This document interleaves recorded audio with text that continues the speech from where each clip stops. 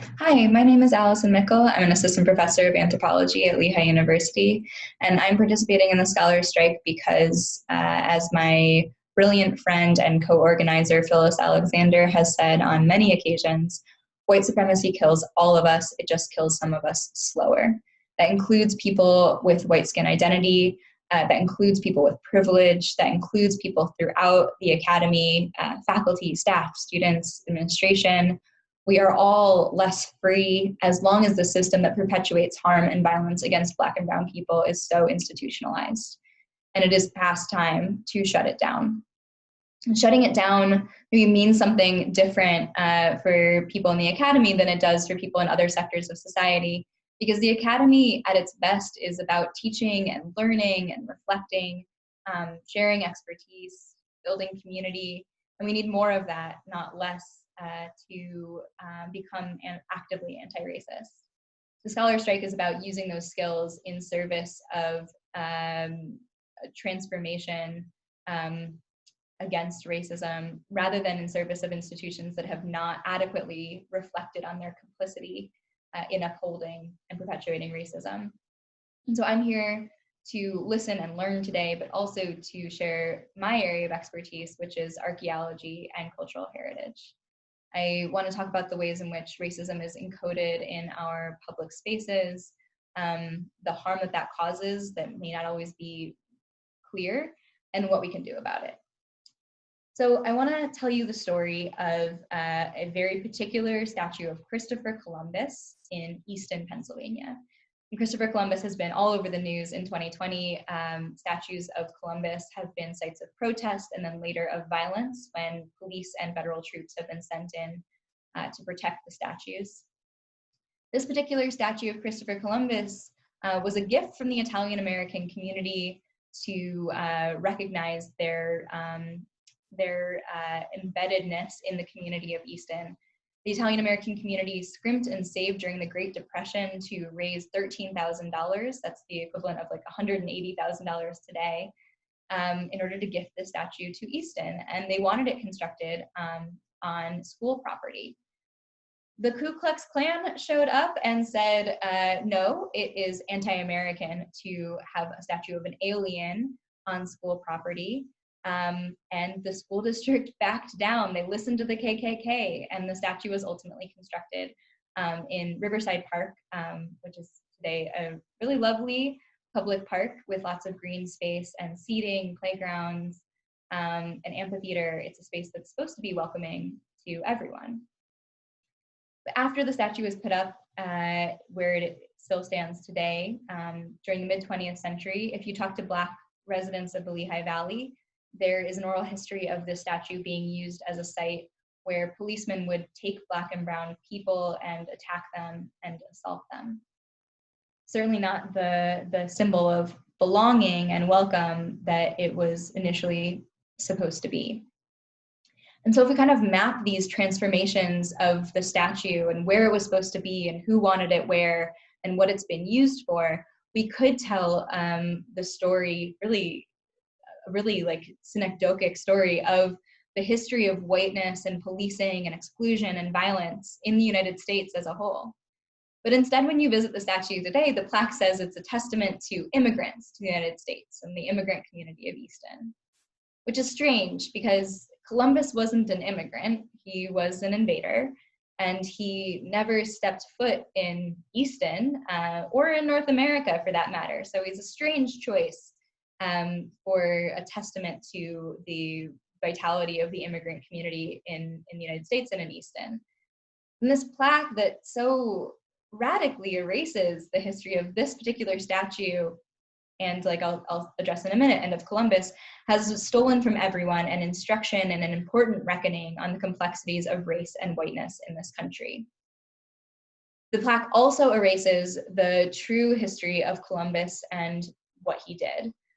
Columbus was an extremely violent figure. He committed dramatic historical atrocities. He kidnapped indigenous women and gave them to his crew members to rape. He enslaved thousands of people and killed thousands more. He cut off the noses and tongues and ears of both Spaniards and native people of his own crew, as well as the people he was encountering, including one time for when a woman reminded him that he had grown up poor and that he was acting very arrogant, maybe should take it down a notch. He cut off parts of her face for that infraction. Columbus endorsed selling 9 and 10-year-old girls into sexual slavery. And there are people who will say, well, that was just the time. That was just normal for the time. It wasn't. The reason we know about these things is because people wrote about them to the Spanish government at the time and said that, hey, Columbus is doing some stuff we probably don't want him doing, like, yikes. They stood against the violence that Columbus was enacting. It was not the dominant moral code of the time. It is an invented moral code later used to justify violent domination. It was, I guarantee you that the people who were having their body parts cut off did not think that it was especially moral. And venerating Columbus means venerating this violence. Statues are not choosy or picky about what historical moments or themes are encoded in bronze. These are known aspects of Columbus's legacy, and that is part of what is being put up on this pedestal. So another thing that a Columbus statue steals from all of us is knowledge of violence and harm in the past, and the upholding and almost idolization of violence in our public spaces, all of us. But Columbus is also committing harm against some people's bodies today, specifically people of color. I've become really fascinated lately by the intersection of medical anthropology and cultural heritage. I have been since a American Anthropological Association meeting a few years ago, where Chelsea Carter, who is a doctoral candidate in medical anthropology, raised the fact that these monuments actually cause harm and have medical effects for people of color. She wrote this great piece called "Racist Monuments Are Killing Us" in a journal called Museum Anthropology. And she lays out the argument step by step for how exactly these racist monuments are creating shorter life expectancies and chronic illnesses. Let's just start by acknowledging that infrastructure has a role in our health. Having clean water versus leaded water or polluted water, having good air quality versus poor air quality, where trash is deposited. These are infrastructural and environmental conditions that affect our health. Wealthier communities tend to have better health, in part because of their access to places with higher quality infrastructure and cleaner environments. Poorer communities and communities of color are disproportionately more subjected to polluted water, to having landfills near their house, to having waste not adequately disposed of, to having smog in their air. Infrastructure and the environment has a role to play in our health and our wellness. Chelsea, in this piece, reviews scholarship from medical anthropology and other scholars of public health who have mapped out that a stressful environment, an unwelcoming environment, causes shorter life expectancies and higher incidences of chronic conditions. She uses the term allostatic load in this piece to refer to the cumulative wear and tear that a body experiences by being subjected to stressful environments and marginalization over time. If we can accept that pipes and traffic lights and landfills are part of the built environment that have roles to play in our health, surely we can accept and see that monuments, these imposing statues of bronze and concrete, also have a role to play in creating that stress and that unwelcome. I have received pushback from mostly white people when I've offered this analysis, who say that stress doesn't affect your body in the same way that drinking polluted water does. And of course, it's not the exact same. But for me, I think about that feeling that I get when I've been in unwelcoming spaces or spaces where I feel unsafe. For me, it's hospitals. I really hate going into hospitals. And my whole body fills with a sense of dread. My stomach drops, my shoulders tighten. I get this weird feeling in my elbows. It's a very visceral and bodily experience to enter a space where you are not welcome. where you are not sure that your safety is guaranteed. And that is what statues of Christopher Columbus or the Confederacy communicate when they're erected in public space. It doesn't help that this statue of Columbus that I'm telling you about is 18 feet tall. There's a 9-foot tall pedestal of concrete, and the bronze statue itself is another 9 feet tall. He towers above anyone who walks past. And so if your relationship to Christopher Columbus is that you see your ancestry in him, of course, that's a feeling of pride that instills.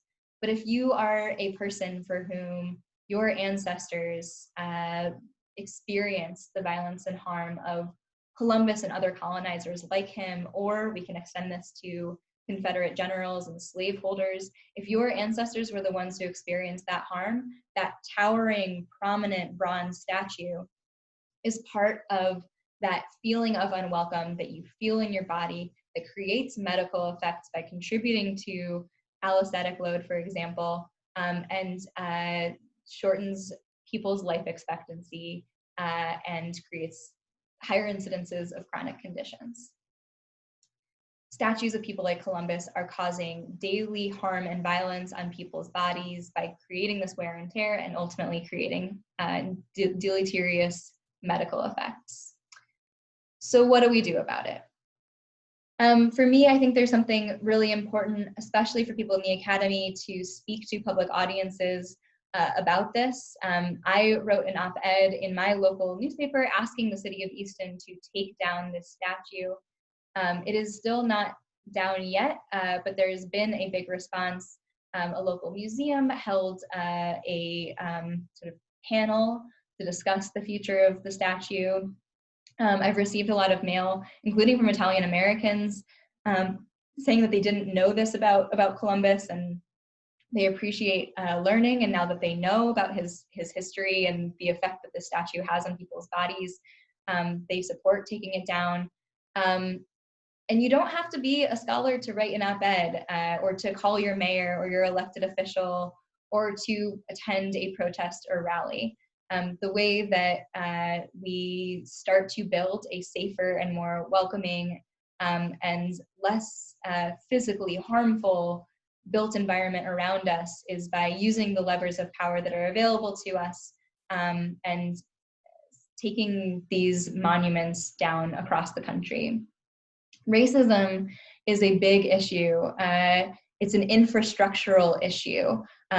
It is a national issue, but it is also a local issue. And so part of what I hope to encourage anyone watching this video to do is to look for the Columbuses around you. And I don't just mean that literally, not just Columbus, but all infrastructure that causes harm, all of the built environment that makes it clear who belongs and who doesn't. All of the infrastructure that is being used as a site of violence, and speak up against it with whatever modes you have available to you and with whatever means necessary. Thanks so much.